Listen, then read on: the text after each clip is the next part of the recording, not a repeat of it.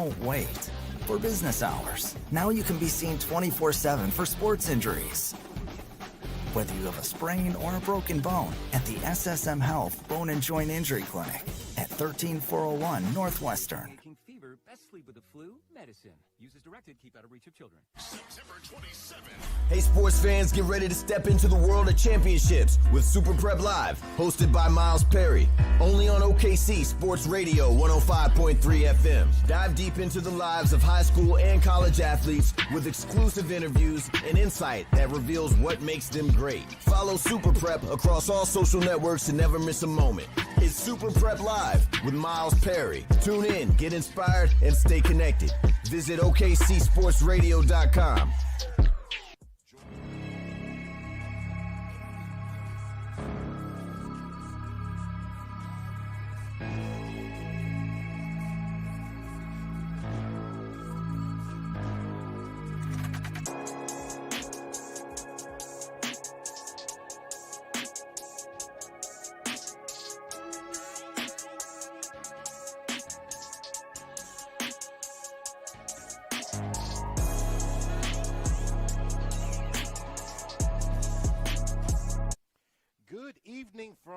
Live from Riversport, Oklahoma City. It's the 2025, another chapter, another edition, another week of the greatest show on Monday nights. It's the OKC Coaches Show. Airing live right now, of course, on OKC Sports Radio 105.3 and streaming live on PPBC TV. You can also find it on your YouTube on PPBC TV. Presented by Metrotech Technology Centers, also sponsored by TTCU Federal Credit Union, Dental Depot, Bedford Photography, Grenmore Sneaker Boutique, All About Now Photography, Sam's Club, SSM Health, Oklahoma City Community College, Super Prep, Just Burgers, and Perry Publishing and Broadcasting Company. Now, this is the show that brings insight from administration, coaches, and from the student athletes that make Oklahoma City Public Schools great. Tonight, hey, we're going to walk and talk about "'Tis the Season is Football." We will talk football with Southeast in just a little bit. But right now, first up at the table, we're going to get competitive with competitive cheer with Klassen SAS. So, ladies and gentlemen, would you welcome at the table for right now with me, student athletes. I have Isis Tucker, the senior, freshman Lila Morton, and, of course, head coach Tanzania Ortiz. Ladies, good evening and welcome to the show. Thank you for joining me tonight. Thank you. All right. Now, see, cheerleaders always want to start off quiet before before it explodes. So let's go here. So, Isis, I'm going to come to you. You're the senior. This team made history last year, becoming the first in OKCPS history to qualify for state cheerleading competition. Yeah. How did it feel to get to that level, and what kind of work did you put in to get there? It felt really great.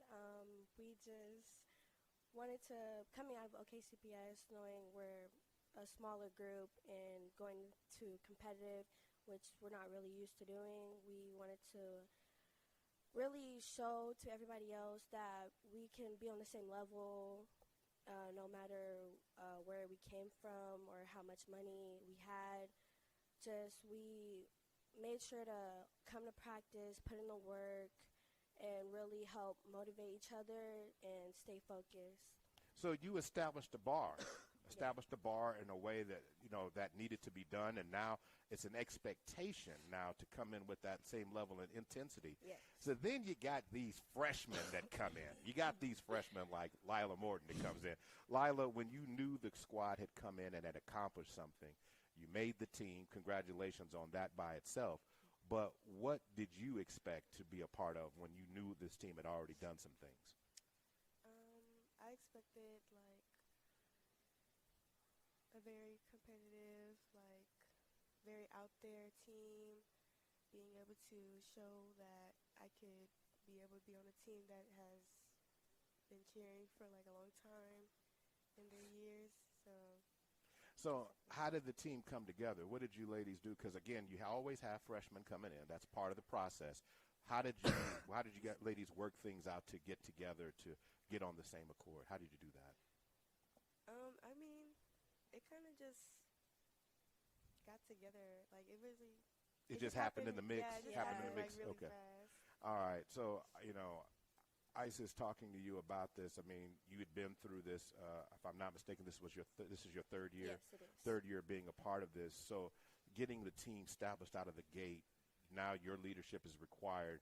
What did you kind of help make it easy for new faces and the rest of the sophomores to integrate to the new establishment by the seniors? We really, as upperclassmen, we really tried to welcome in the new girls, freshmen, sophomore, whatever. We try to really just throw ourselves at them to communicate as much as possible, just like at practice, seeing them in the hallways, just saying hi and speaking, making small talk, just anything to bring them out of their comfort zone, to be comfortable to just come talk to us and build the team. Yeah. I got you on that. Let's turn it over, of course, to head coach Tanzania Ortiz. Thank you for joining. You come in. It's the first year, with the program. Obviously, you knew about what they had accomplished. Given your background, you cheered for UTSA, had your own ideas. What was the philosophy that you really wanted to establish with this group? I think for me, I just really wanted to build a unified team to help them accomplish some of the goals that they've already accomplished, but also to achieve higher goals. I think one of my biggest philosophies is really building student athletes, and so not just helping them excel in their sport, so in cheer, but also outside of their sport, helping them excel as successful adults, because eventually they're going to graduate and they're going to be in the real world and they're going to be in college. So taking kind of those aspects of cheer and applying them into the real world as well, time management, discipline, things like that, teamwork, accountability, all those things that you need outside of the sport when you graduate and you enter into the real world. You've been very passionate about that. In fact, that's you ought to get a T-shirt with some of that on the back of it, just because it's very positive. Is that life experience that kind of made that a philosophy? I mean, where that passion came from for that, or what has helped ground that into the foundation of your philosophy? I think part of it is kind of life. Part of it comes with I'm a teacher as well.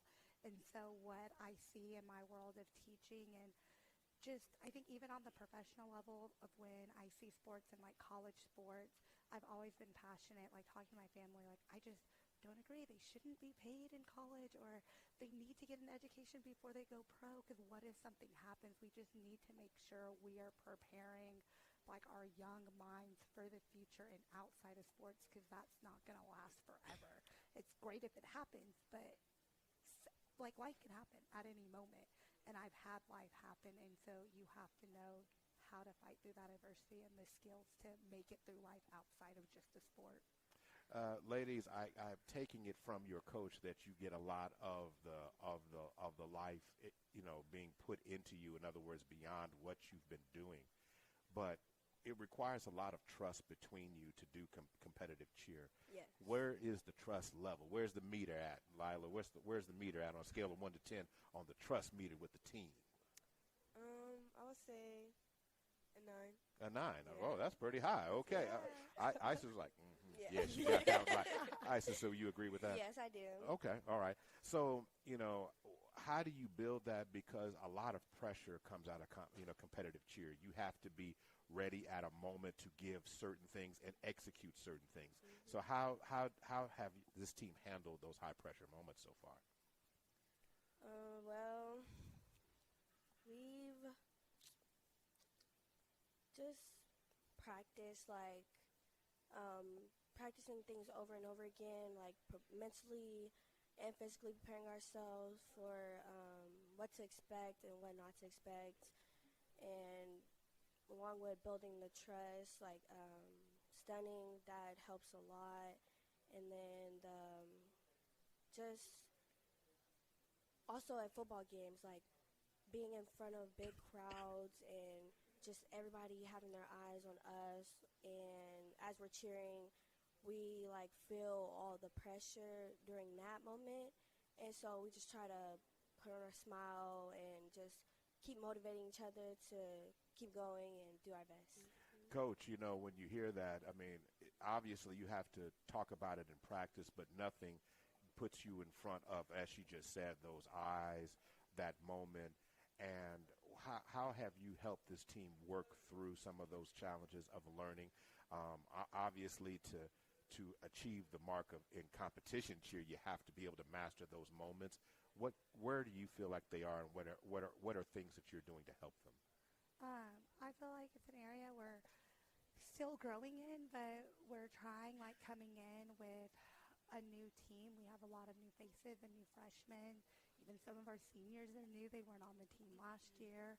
And so just really building that confidence through just performing repetitively, inviting parents in to come and watch them performing at football games, trying to get into different showcases to be able to perform that way. And I think the team, just from the beginning of the year, has already faced like so much adversity and have had to push through that.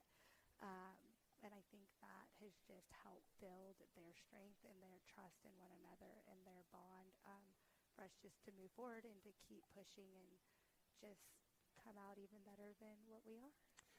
Isis, what has been the most challenging skill or routine to get down this year? Which one would you say that is? Is it more than one? I mean, or is it just, or is there one in particular? The most challenging would definitely have been our recent competition that we had for states. That we had, we competed at regionals on Saturday, and that was definitely the most difficult. Just everybody having to work together and with the stunt sequences and motions and just being loud and having to just keep fighting just till we get to the end and also have fun with it. Okay. Lila, would you agree with that? Is there, in that routine that was, in that performance that was this past weekend, what was the most difficult stretch of that performance? I would say the stunts. Okay, so give me an idea with some stunts. I mean, you know, explain so folks can understand when you say stunts. Well, like, there's some that we, like, learned, like, just, like, a couple weeks ago, and we just put it inside of the competition. So are we building a pyramid? The pyramid. So it's the pyramid. Yeah. Okay, I just had to ask. I mean, nobody won't say it. I'm just like, somebody say it. So it was the pyramid. That was the most challenging. Yeah.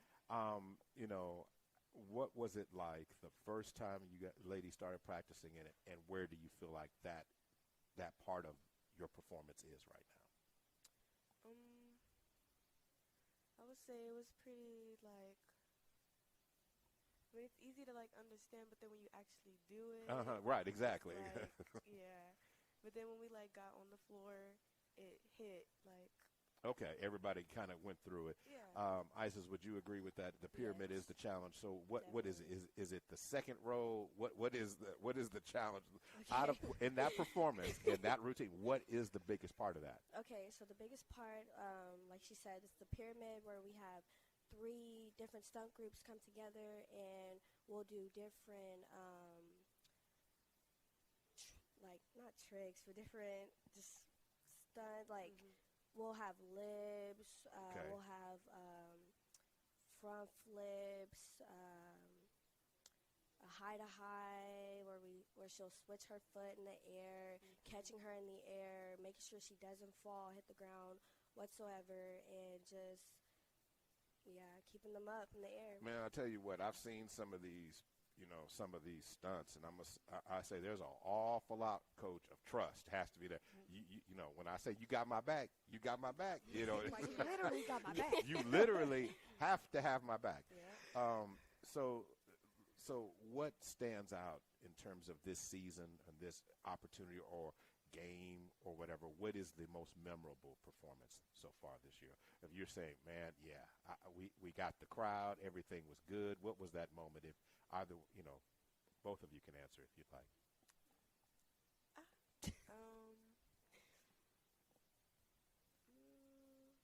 Was there a game in particular, like, or a set that you did? That's a good question. Why is she thinking about it? Okay, Isis, you got one? Yes, it was the game. What did we play? It was a home game, and we played. I believe it might have been Prague. Okay, don't matter the team. Yeah, It don't matter yeah. the team. But what happened? We had, I believe we had all of our girls out at the time, cheering all of us on the track, and I think we did very well with calling cheers, everyone executing them very well, and along with the crowd involvement, interacting, and just stuff like that. Lila, you agree with that? Yeah. Okay. Well, I want you to know both of you passed on that. The coach also nodded her head on that one. She said, if she says it was good, it was good. Coach, what is some of the biggest misconceptions about competitive cheer that people should really get a better understanding about? A lot of it is based upon people's perception of just what cheer is really all about. Can you elaborate at all about that? I think some of the misconceptions of cheer is it's just kind of like a club, like they're not really athletes, and they are 100% athletes. They work just as hard as athletes. They practice like athletes because they are athletes. They condition like athletes. And so I think sometimes that can be like the most common misconception is, they're just there to look pretty and to like look cute, but they do so much more. Like they're the sport, one of the only sports where their sport goes all year long. There's not like just fall, just spring. Oh no, they're there fall, spring, summer, Right. winter. In other words, if the softball team needs you, you're there. Exactly. Ladies, in terms of Isis, Lila, is there other misconceptions that you get from walking the halls that sometimes people assume that is not true about cheerleading? Basically what the coach said, how they think it's like not really like a sport, how it's just us, like the coach said, basically looking pretty and just cheering for the football team. All right. I have to ask this question because cheer is taking on a new level. Everybody wants to put their cheers on Instagram. They want to post it and all that other stuff. And now we see cheerleading also becoming, especially at basketball events where you're looking at your other cheer team across, and sometimes energy everybody's trying to get the crowd, trying to hype up the situation. How do you ladies feel about the way that is going right now, and how do you look at that situation when we have two cheerleading? Because on football games you're on one side, they're on the other, so there's not really any direct. But basketball and those smaller gyms and those smaller environments, I'm cheering, you're cheering, they're cheering, and everybody ain't cheering the same thing. What's your thoughts about that?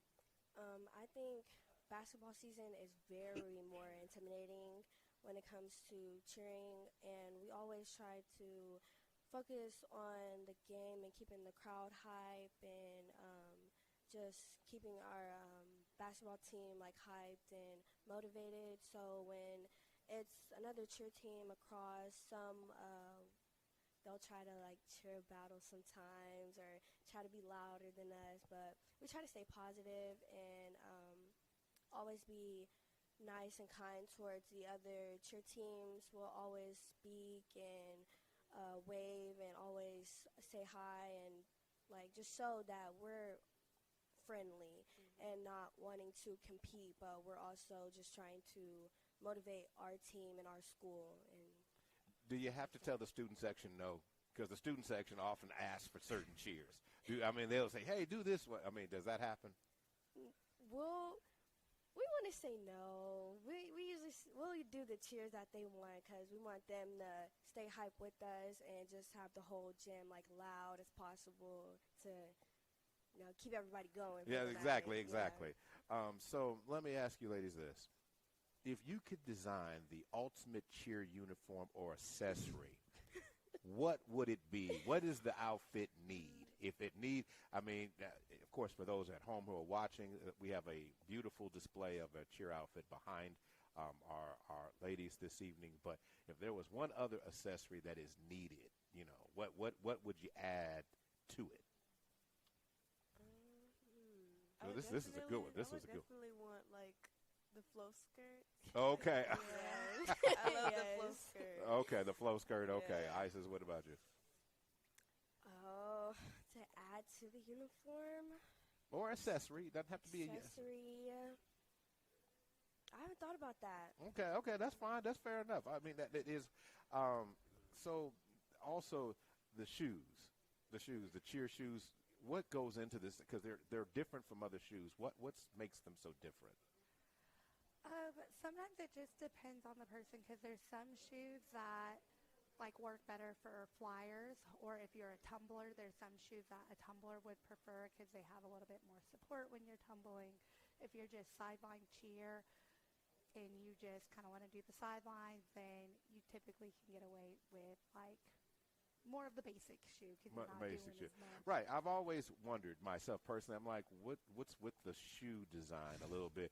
So I'm not anywhere trying to get into cheer, but I always wanted to ask that question, and I said, what's going on with that? So that before we wrap this up, and this has been an absolutely great segment. Thank you, ladies, for doing it. Lila, is there anybody you would like to thank or like to say appreciate for supporting you? My mom. Okay, all right. So here's my rule. You got to say mama's name, because everybody's got a mom and dad. You got to say their name. Christina Morton. Okay, Christina Morton. All right, want to shout her out? That's fine. Isis. I like to shout out my mom, Patrice Tucker, and my grandmother, Wynema. Okay, that's good. Coach, always a supportive community at Classen. Who else would you like to thank? I just think I would really like to thank just the admin, the principals at Classen, the AD German. I feel like I've had so much support, and that makes all of the difference when you're coaching. All right, ladies and gentlemen, I want to thank student athletes Lila Morton, the freshman.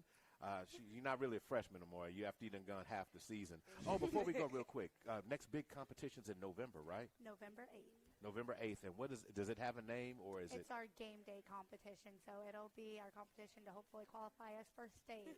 All right. We'll see. Hopefully we'll support and see if you can get there. But anyways, Lila Morton, Isis Tucker, and head coach, of course, Tanzania Ortiz. And this is Classen SAS competitive cheer. You need to raise the roof about something. Even though they were really chill today, count on them to bring the energy at the game.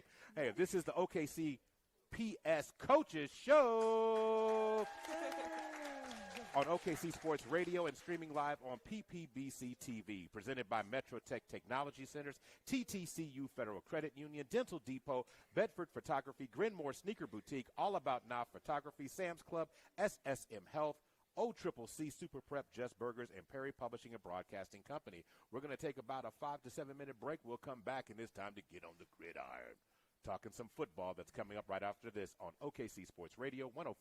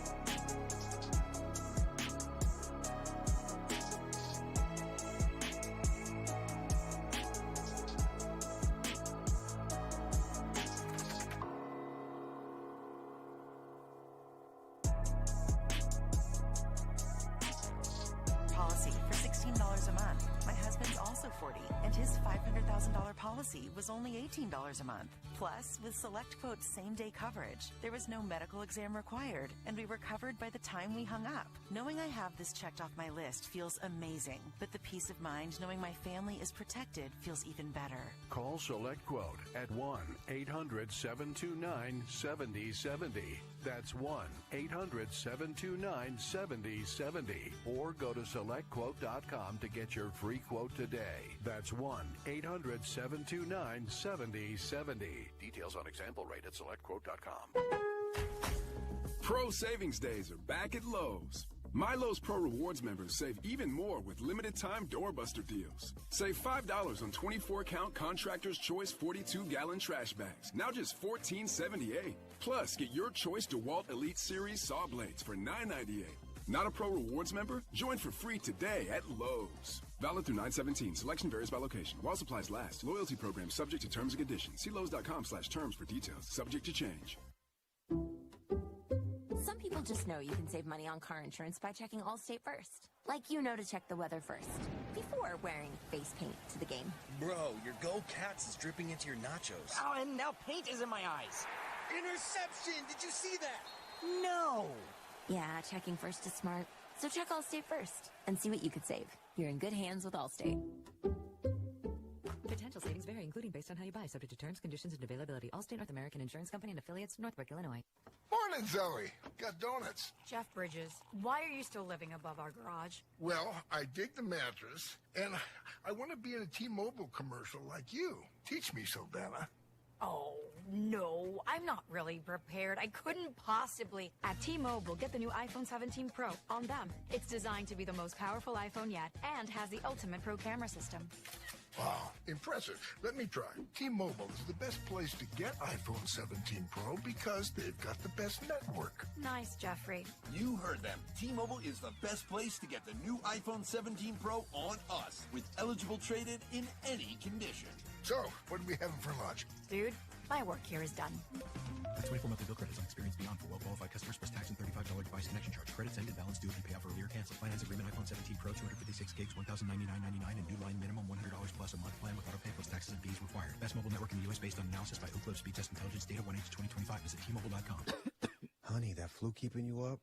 Did you take NyQuil Intense Flu? Nah, I got this. Okay, I don't got this. Yeah, now everybody should hear me, so let's start off. Undo your flu with NyQuil Intense here. Flu. NyQuil Intense Flu provides powerful relief from your flu symptoms so you can sleep. Damon. Okay, I just want to make sure. Okay, Damon. Damon. So NyQuil Intense Flu. The nighttime sniffling, aching fever. Best sleep with the flu medicine. Use as directed. Keep out of reach of children. Is it good? This is Coach Orvis. All right. Join And, me and D. generally, coaches don't need sound checks. He said I'm good. All right. But that's what that is. Conversations and more.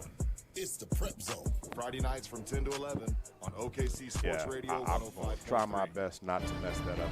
I have another Kevin player Harlan that I here cover. for Monday Night Football on Westwood One. Week 3 takes us to Baltimore for a showcase of two hot quarterbacks. When the Ravens, led by Lamar Jackson, coming off a 4-touchdown win last week, take on the Lions, led by Jared Goff, coming off a 5-touchdown performance. Join me and Hall of Fame quarterback Kurt Warner.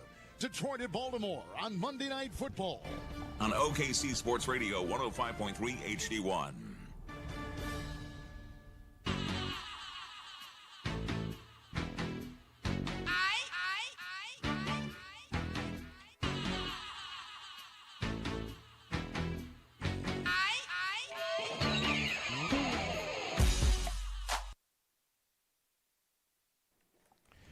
Welcome back to Riversport OKC, the home of this year's edition of the OKCPS Coaches Show. We just got down with competitive cheer. Now we're getting it back to the gridiron, and we're going to talk with Southeast in just a moment. Tonight's show is being presented by Metro Tech Technology Centers, TTCU Federal Credit Union, Dental Depot, Bedford Photography, Grinmore Sneaker Boutique, All About Now Photography, Sam's Club, SSM Health, OCCC, Super Prep, Just Burgers, and Perry Publishing and Broadcasting Company. I'm Maurice Prince, tonight joined by, of course, Sparty's in the building. Sparty's undefeated and in the building. I have student athletes. I have junior athlete Damon Davis. And then I have also junior athlete Cormel McDonald with head coach Michael Billingsley. Gentlemen, good evening to you. Good evening. Good evening. All right. So first of all, everybody wants to know, Damon, what position are you flexing this year? What we doing? I'm defensive end, sir. Defensive end, all right. And Cormel? I'm at linebacker and receiver, sir. Linebacker and receiver. So you take a lick and then have to take them when you make the moves on the other end. Yes, sir. Okay, all right. That's fine. You guys are off to a 4-0 start. So I'm going to let either one of you can answer this question. What has been the biggest key to the success of what you guys have done in this 4-0 start? What's the biggest key? I feel like how we practice and how like our mindset is going into the game. You know, last year, you know, we came in, we did also the same thing with 3-0, but we got big headed. So this year we just trying to stay level headed and just keep working and just ride it out, ride the storm out. All right, Cormel, do you agree with that, or what's your feeling, or what has been the biggest part of the success early on? What have you guys done really well? I think I want to go based off him, but we prepare ourselves to be put in the position to like want to win and stuff. All right, put yourself in position. So we're going to come down here now, of course, talk to the head coach, Coach Michael Billingsley. Of course, it's his second year as the head coach. He's a Southeast alum. In his playing days, first team All-District in Class 5A and Big City All-City first team in his own right. Of course, he played in the Jim Thorpe All-Star game where he was named, of course, with 4 sacks. Okay, I have to count them out, for the defensive guys on the room. 1, 2, 3, 4, and a defensive MVP. And then, of course, playing at NEO for a little bit of time before finishing at Nicholas State. Coach, what did you want to change coming into this year based upon last year's season? Man, really just the culture and the mindset. Last couple of years, OKCPS hasn't been the best in football, and, I want to be that coach to help put us back on the map.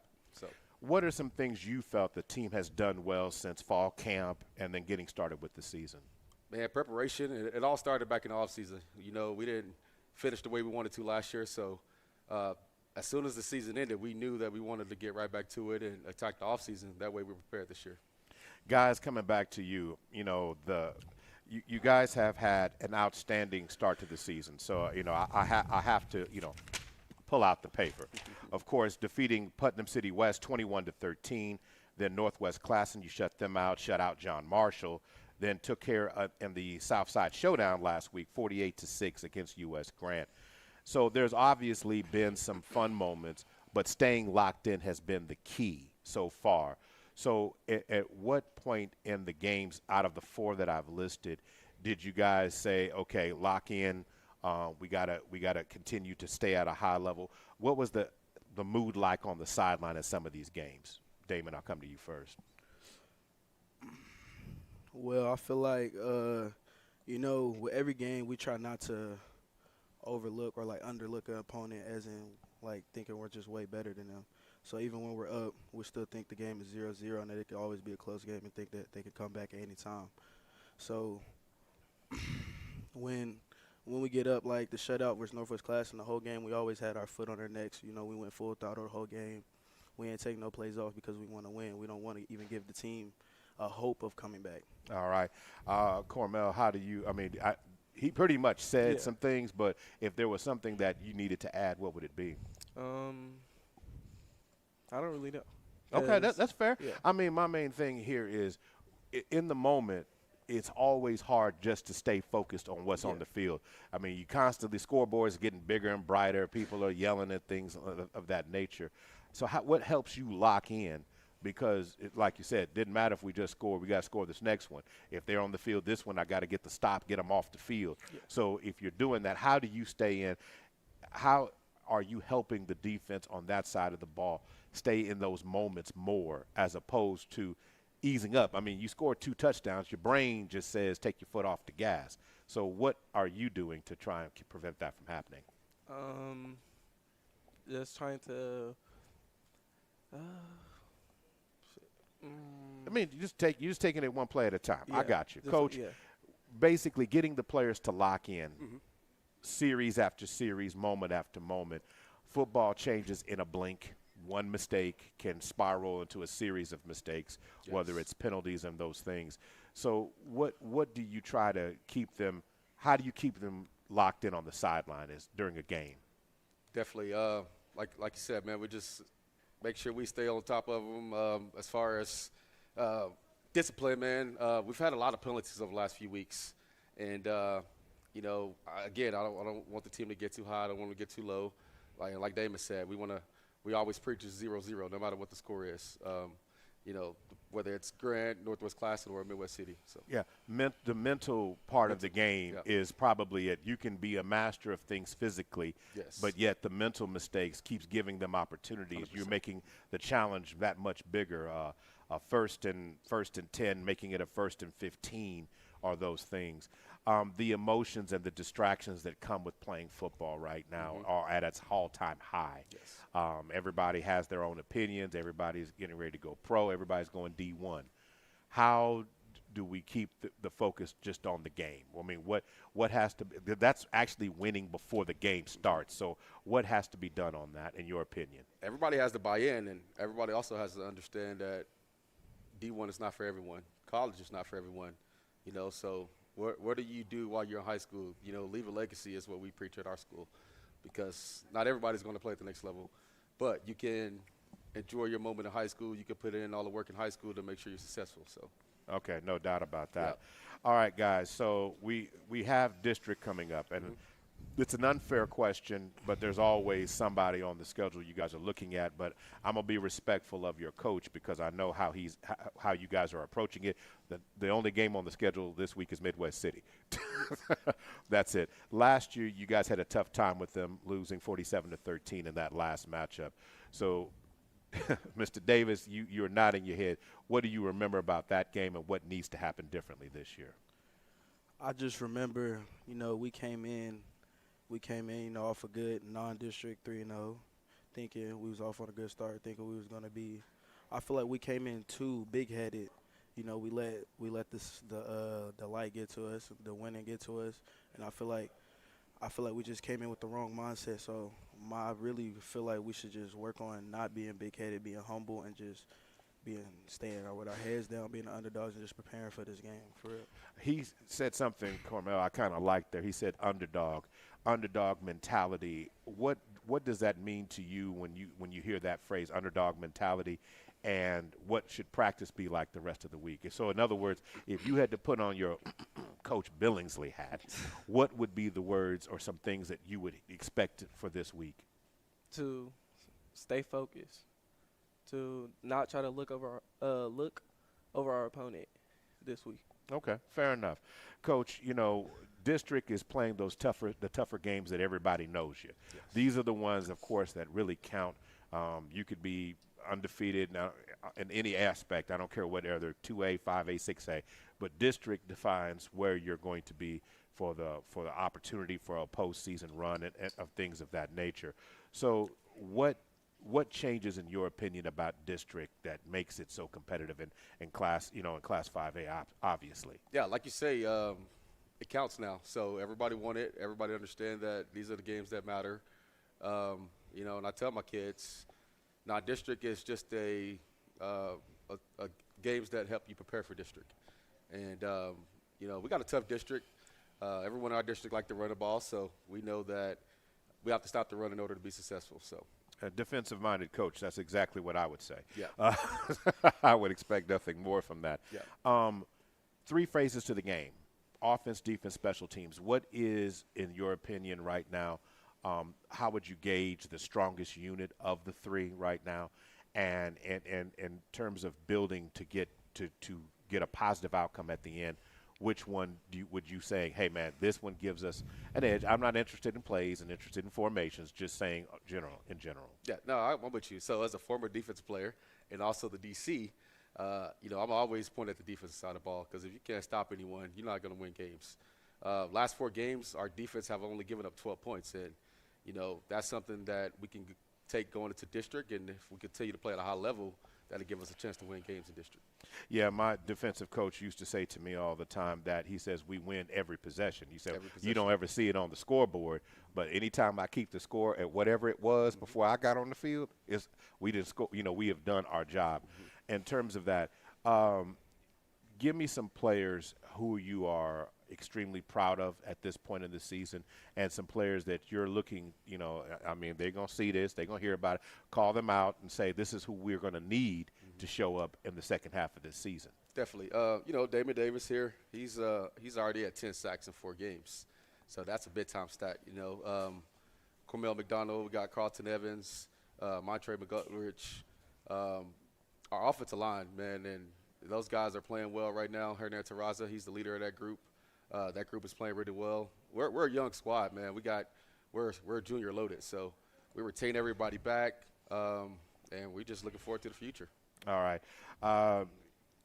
Since this is primarily a defensive conversation, communication is key. How's the communication, Damon, going with, from the secondary linebackers and the D-line? How's that communication, would you say? On a scale of 1 to 10, where is it and where do you think it needs to be? I would give it, I feel like it's about a 7, linebackers call their strengths. We get the play signal in, the hand signals in. D-line, we get our assignments in. How we line up, what tech we in, all of that. We get all of that right, and we do it pretty fast. It could always be better. You can always leave room for improvement, which is why I give it a 7. And I just want to see where it goes when we play these teams right here. They're going to probably make us more tired and all of that, so I'll just say 7. 7, all right. Tempo is a thing. So, Cormel, you're playing these offenses. Everybody wants to spread it out. Everybody want to go fast. Yeah. How would you judge your team's conditioning? Where are you guys at? How's your wind? Wind also dictates how much focus and aligning correctly you can give, because when you get tired, that's when you cheat. Don't get in the right technique. So how's the team's conditioning right now? And answer truthfully, because the coach is sitting next to you. I think scale of 1 to 10. Scale of 1 to 10, probably a 6. Okay, a 6. Yeah. Okay, you know that's wind sprints tomorrow, right? Hey, they just got done doing themselves. Well, the key thing here is, as both of you have alluded to, is the challenge, the wind, all that.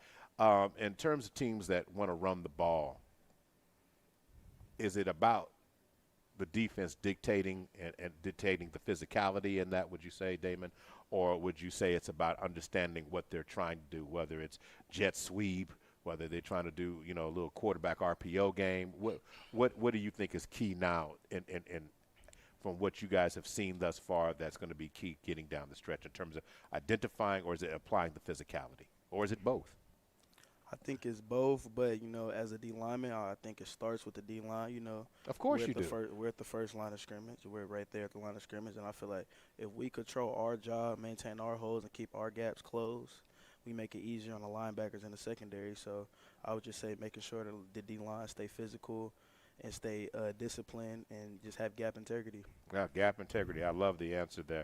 Cormel, does the D-line do a good job of keeping you pretty, keeping you clean? As a linebacker, you have to flow to the action. Yeah. So if the D-line does its job, that means you can come in there and lay the big hits. Yeah. So are we doing that, Cormel? Yeah, I think so. Coach, when we start talking about it, when they talk about defensive mentality, you have to have the identity now and also have the ability to continue to press through the storms, because all these teams want to do hurry up. And how much has that changed your coaching philosophy, and how do you feel like you're adjusting to that tempo version of offenses that are being displayed in so many different ways? 100%, man. It all comes down to just being prepared. Me and my staff get together on Sundays, and we break down the film, and we make sure that we have all the run game and pass game broken down, so that way we're prepared on Monday. And, just as far as me, as long as we come in and we do our job, we play well up front, we communicate, I just think we'll be fine. All right. Yeah. The object, of course, guys, is to have a better October 100%. Than you had of September, and hopes of playing deeper beyond November. So if that is the key, and the fact that you guys brought it up in this conversation, that you realized the mistake that was made last year, and you're doing the things that you need to do to correct and not allow those same mistakes to plague you into this year. You know, what's one thing that when the game gets tough, Damon, that you're going to say to the rest of the guys out there? Because there's going to be some moments in district where you're going to want to let go. There's going to be some moments where the game's going to maybe not, things are not going to go in your favor. Not saying it's you're losing or anything like that. How will you respond this year to that versus last year? I mean, I would feel like I tell my guys that, like, we put too much time, energy in the summer, things that we be doing this other stuff to be great. And I feel like that if we want to be great, we got to fight through adversity. So when that adversity happens, when we get hit in the mouth, I feel like we don't need to tuck our tails. We need to fight back and just keep going, because I really think that's what football is. It's always it's a back and forth fight, punch back. It's always a back and forth battle. And whoever wins is the team that don't tuck their tail and the team that punch the hardest. So I just tell our guys to keep going. Don't even, hey, just keep going. Cormel, is there a player that you idolize your game after, whether it's linebacker or receiving? Which is there a player that you said, hey, look, I like that part of their game, and there's too many teeth being shown by you, so I know you got a name for me? Probably. Okay, just one. Just one. A.J. Brown. A.J. Brown, okay. Hard hitter, hard worker, does the most when his number is called. Yeah.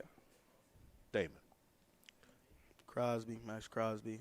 And then I like the Rams got a good D lineman that I like. His name's Byron Young. Okay, Byron Young. To me, you got a lot of Chris Jones in you, but I'm not going to take that away. It's just the way you're approaching the mentality of the game. Coach, it's not about emulating, but these players all aspire to look at another athlete. What is some things that you would tell anybody whether they're walking through the door for Southeast or just in coaching, when it comes to idolizing the player? What part of that game, what part of their game should they be focusing on? Obviously not the football, but what they do outside of football, because it's not just about what you do on the field, it's about what you do off the field. And, you know, a lot of these kids don't understand what it takes to even be a, Division I athlete or a professional athlete. It takes sacrifice. I always tell them, you either got to pick one of the three, either social life, football, or whatever else you choose to do. But you can't have all three. Can't have all three. So got to focus. If you want to do this at a high level, you got to put in the time and the effort and the energy to be successful. So, and it requires everyone doing their 111 and pulling in the 100%. Same direction. Damon, is there anyone you would like to thank for supporting you and bringing you to this point, in your game right now? Like family, coaches, all of that? Yeah. Coach Mike has given me the ability to do so. He's taught me a lot of things. That's always a good answer. That might get you one less run. one. Keep going. And my mother, my parents, they've always been with me. They've been pushing me. They want me to succeed. My mother's here right now. Can you say her name? I always want to say it because everybody says that. I need mom's name. Ashley Maytubby. All right, appreciate it. Just want to give them their love, give them the shine. Yeah. Okay, Cormel, you already know how to answer the question. Damon took the first rep, so it's your turn. I would say my coaches, grandparents, and mom and dad. Okay. Now, I just said mom and dad, so now you got an extra win spread. What's mom and dad's name? My dad is Cormel McDonald, and my mom is Jacqueline Goodwin. Okay, that's fine. The whole object of telling them that is to get their name out there. Go ahead. I got my dad too. Oh, please do. Yeah, please do. Yeah, don't do dad that way. Dad. Dad, don't do that. Damon Senior. Okay, all right. Okay, well, cool. I want to make sure you get your chance to do that because that's what it is. And you got one less. He said coaches. He didn't say Coach Billingsley. So, Coach, it's always a community, and you've been a part of the legacy and the building of Southeast for a long time. It's in your heart. Mm-hmm. Obviously, this is something that is very dear to you. Mm-hmm. As much as you have played for the Spartan team, it's a reflecting of the community that you serve. Who would you like to thank in regards to helping you establish who you are now and where the program is about now? Yeah, definitely. I got a lot of mentors who I look up to. Start with my old head coach, Mike Branch, my former head basketball coach, Coach Brewer, Walt Brewer, Principal Farley before he left. He gave me the opportunity. all of the people, the admin, you know, they trusted me to do a job, and, you know, that's what I'm going to do. Yeah, I got to say it because I said, my man Curtis Thompson. Yeah. Curtis. That's my, hey. He retired, but I don't know how I forgot him, but Curtis is definitely my guy, too. Listen, whenever I talk anything Southeast, it's Curtis Thompson. Listen. He's such a wonderful guy. Yes, sir. Well, I tell you what, based upon the way you guys are talking and the energy that you guys are bringing to the table, the amount of focus, the amount of recognizing what's at stake, I feel like the second half or the October is definitely on the upswing for this Spartan program, and I don't think you guys are going back. You guys are going forward with something different, something new.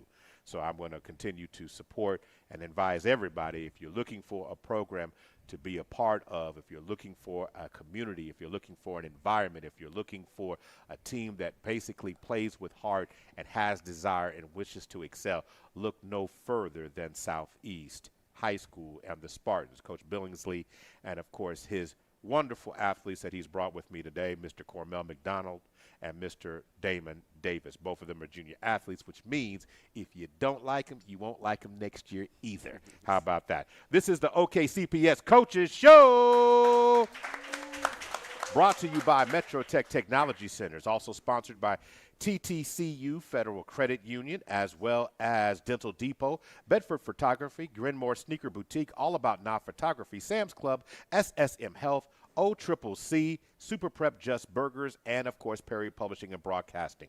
If you're looking for the next chapter of this OKCPS Coaches Show, it will be airing on Monday, October the 6th, so look into tuning in for that.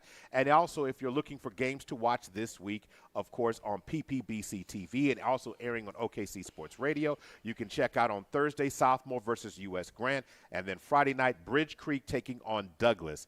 Also on PPBC TV will be Blackwell versus Millwood. Coming up next, for those who are listening on the radio, Lamar Jackson and the Baltimore Ravens are getting busy in Detroit tonight, taking on Jared Goff and the Detroit Lions on Monday Night Football on OKC Sports Radio. Want to thank everybody for tuning in tonight, and we will see you guys in a couple of weeks on October 6th. Have a wonderful sports evening. This broadcast is the exclusive property of Perry Publishing and Broadcasting Company. Any rebroadcast, retransmission, reproduction, or any other use of the accounts, descriptions, or audiovisual elements of this broadcast without the express written consent of Perry Publishing and Broadcasting Company is strictly prohibited. All rights reserved.